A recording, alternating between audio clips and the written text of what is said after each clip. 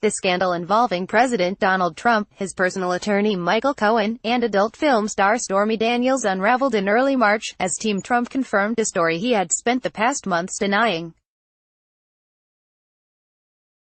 In a series of statements, tweets, and on-air appearances, the president and his defenders have changed their statements in the months since then.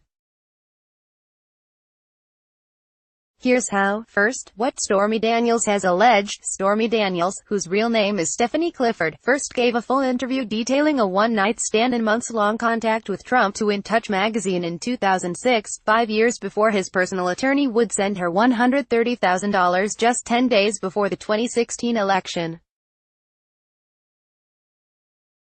The story was buried after Trump's personal attorney reportedly threatened to sue the magazine. On March 6, Daniels filed a suit that the non-disclosure agreement Cohen had her sign in October 2016 was void because it was missing Trump's signature. After that, she started doing interviews to tell her side of the story. On March 25, she appeared on 60 Minutes, and said Trump told her in 2006, "You remind me of my daughter," after she spanked him with the magazine, that they allegedly had unprotected sex, and that he told her not to worry about his wife or newborn son at the time. Daniels said a man threatened her and her infant daughter in 2011, releasing a composite sketch of him on April 17. When Trump tweeted the photo and called the stunt a total con job, Daniels sued him for defamation.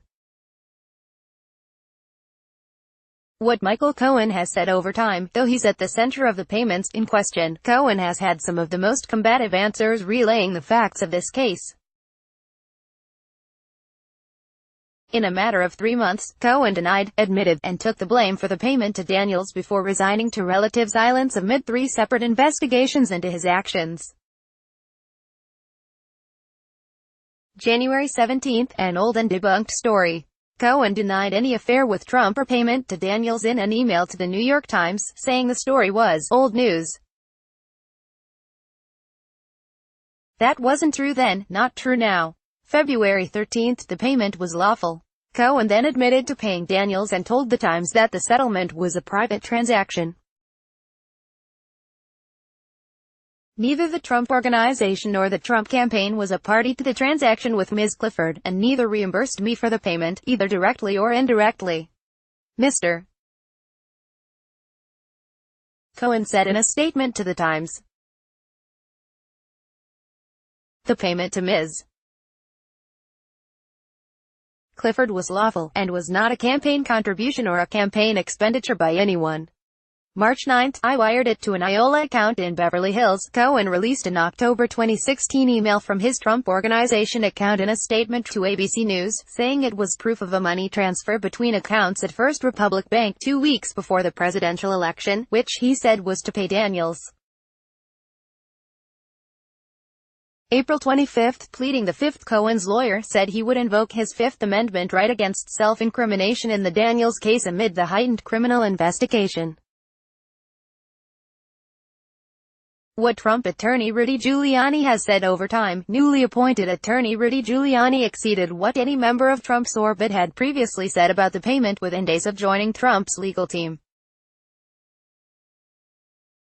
May 2, the president repaid it. In an on-air interview with Fox News' Sean Hannity, Giuliani said Trump reimbursed Cohen for the payment and referred to it as a retainer that was paid over several months. That revelation contradicted what Trump had been saying for weeks. He didn't know about the specifics of it, as far as I know, Giuliani said when asked whether Trump knew the payment was to Daniels. But he did know about the general arrangement, that Michael would take care of things like this, like I take care of things like this for my clients. I don't burden them with every single thing that comes along. These are busy people. Giuliani says Trump repaid Cohen the $130,000 used as hush money for Stormy Daniels. pic.twitter.com/pqntzthgwf. John Pasantino, at Pasantino, May 3, 2018. May 3, Cohen made it go away, opening Trump up to Legal jeopardy under campaign finance laws. Giuliani appeared on Fox. Imagine if that came out on October 15, 2016, in the middle of the last debate with Hillary Clinton, Giuliani said. Cohen made it go away. He did his job. May 4th, there is no campaign violation. There is no campaign violation, Giuliani said in a statement. The payment was made to resolve a personal and false allegation in order to protect the president's family. It would have been done in any event, whether he was a candidate or not. He added, my references to the timing were not describing my understanding of the president's knowledge, but instead, my understanding of these matters. Justin, Rudy Giuliani issues statement, intended to clarify the views I expressed over the past few days, https://t.co/ijdojacpic.twitter.com/5hus1 Hamid, ABC News, at ABC, May 4, 2018 May 5th, I'm not an expert on the facts yet. This is, 1.2 million documents. I've been in the case for 2 weeks. Virtually 1 day, in comparison to other people. So I'm not an expert on the facts, yet. I'm getting there, Giuliani said on Fox News. The fact is there is no way this is a campaign finance violation of any kind, nor was it alone. It was an expenditure. He added, even if it was a campaign donation, the president reimbursed it fully with a payment of $35,000 a month that paid for that and other expenses. No need to go beyond that. Case over. May 6, it's possible Cohen paid off other women to stay silent about alleged affairs with Trump, calling the $130,000 a nuisance payment. Giuliani told ABC's This Week that he didn't know whether Cohen had made other payments, adding, I would think if it was necessary, yes. He made payments for the president or he's conducted business for the president. What President Donald Trump has said over time. Finally, Trump himself has pointed blame in many different directions in his statements on TV, on Twitter, and in press interviews. March 26, so much fake news. Trump tweeted about fake news 1 day after Daniels' tell-all interview with 60 Minutes. So much fake news. Never been more voluminous or more inaccurate. But through it all, our country is doing great. Donald J.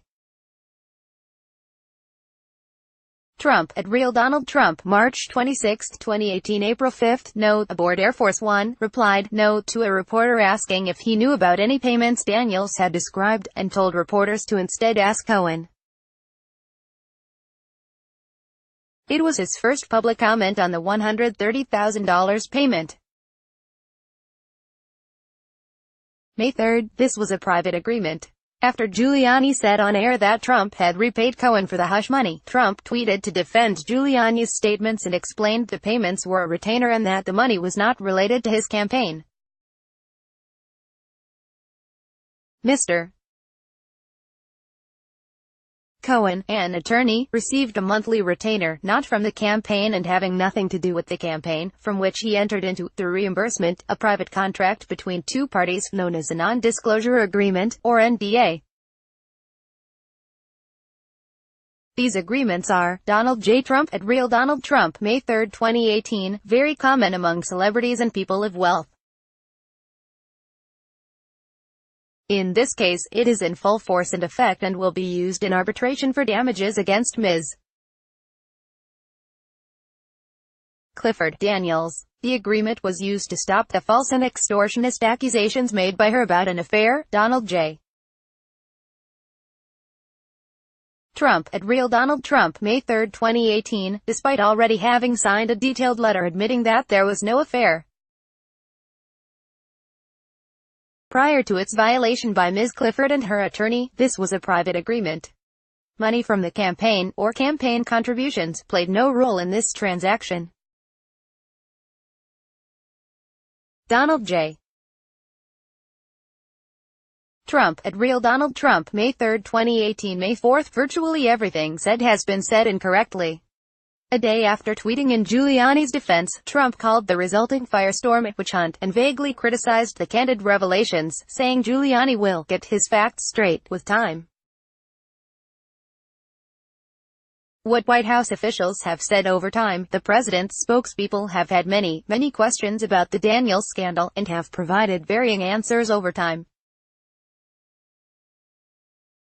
March 7, in no knowledge of the payments from the president. In a White House press briefing, Sanders said she had discussed the payments with the president and that he had denied the allegations. Sarah Sanders in March, there was no knowledge of any payments. https://t.co/xylps and Sarah Sanders today, this is something we at the White House can't comment on, and I would refer you to Giuliani's comments and the president's tweets from earlier this morning. Manu Raju. At McRaju, May 3, 2018. March 26, White House denies all of Daniels' claims after Daniels' 60 Minutes interview aired. White House Principal Deputy Press Secretary Raj Shah told reporters during the press briefing that Trump was standing by his version of the story. I can say categorically, obviously, that the White House did not engage in any wrongdoing. The campaign or Mr. Cohen can address anything with respect to their actions, Shah said. With respect to that interview, I will say that the president strongly, clearly, and has consistently denied these underlying claims, and the only one who has been inconsistent is the one making the claims. May 3, the president didn't know at the time.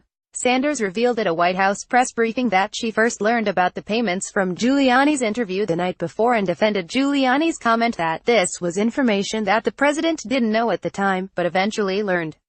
At CK Miller on Stormy Daniels' payment, why the president was not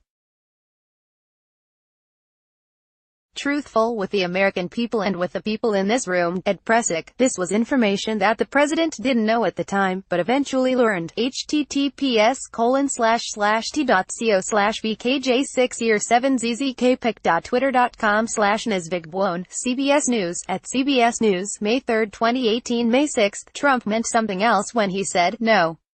Counselor to the president Kellyanne Conway said Trump denying knowledge of the hush payments on April 5 referred to not knowing at the time the payment occurred, not at the time when the question was asked, which she said she clarified with him in private. Site highlights each day to your inbox. Follow Business Insider Australia on Facebook, Twitter, LinkedIn, and Instagram.